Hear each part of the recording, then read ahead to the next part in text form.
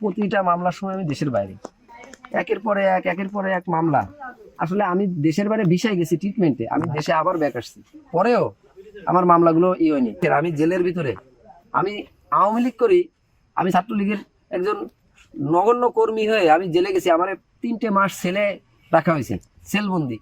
এবং আমার 3টা মাস, আমি তো রাষ্ট্রের নাগরিক, আমি তো ফোন কল সরকারের কাছে পাই, প্রতিটা আসামি এই ফোন কল পেয়ে থাকে, আমি তো সেই ফোন কল পাইনি।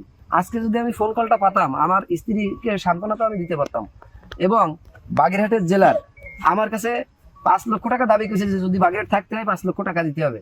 আমার স্ত্রী, যদি আমি বাগেরহাট থাকতে পারতাম, আমার কাছে টাকা নেই, আমি দিতে পারি না। আজকে আমি যদি বাগেরহাট থাকতে পারতাম, আমার স্ত্রী আমার সঙ্গে দেখা করতে পারতো, আমার স্ত্রী হতাশাগ্রস্ত হতো না। আমাকে যখন বারবার যশোর কারাগারে দিয়ে দিচ্ছে, যশোর কারাগারে দেওয়ার কারণে আমার স্ত্রী মনে করেছে যে আমি মনে হয় আর কোনোদিনই ছাড়া পাবো না।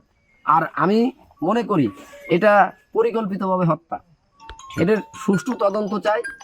আর আর একটা মেসেজ, এটা আপনাদের মাধ্যমে সবাইকে বলতে চাই যে এই জেলার, আপনারা এই জেলারের ব্যাপারে কি লিখবেন না লিখবেন এটা বিবেচনা করে আপনারা একটু দেখবেন। যদি অন্যায় করে থাকে, বাগেরহাটের জেলার যদি অন্যায় করে থাকে, অবশ্যই আপনারা এর বিরুদ্ধে ব্যবস্থা নেওয়ার জন্য আপনারা চেষ্টা করবেন। আর একটা মেসেজ দিতে চাই যে 24-এর আন্দোলনটা হয়েছে রাষ্ট্র কাঠামো পরিবর্তনের জন্য।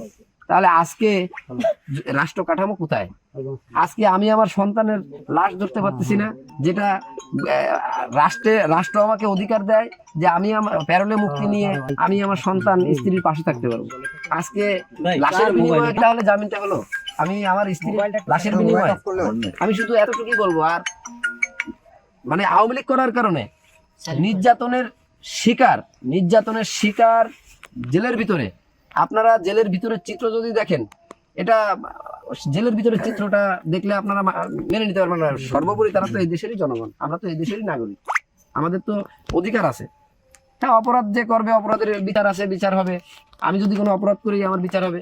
এই যে আমার এলাকাবাসী এখানে যারাই আছে, আমি এই এলাকায় আপনারা দেখবেন তথ্য নিয়ে, আমি এই এলাকার কারো জমি দখল, কারো চাঁদাবাজি কোনো তার ভিতরে গেছে কিনা। আমার রাত 2টার সময় ফোন দিলে আমি পুকুরের মতো সেই বাড়ি পৌঁছায় গেছি, যে মানুষের উপকার করেছি। কিন্তু আজকে আমি কেন এটা হবো? আমার এলাকাবাসী বলে যে সাদ্দাম কেন এতদিন জেলে থাকবে। আপনাদের কাছে দাবি যে এরকম স্ত্রী সন্তান যেন আর কারো না হারাতে হয়,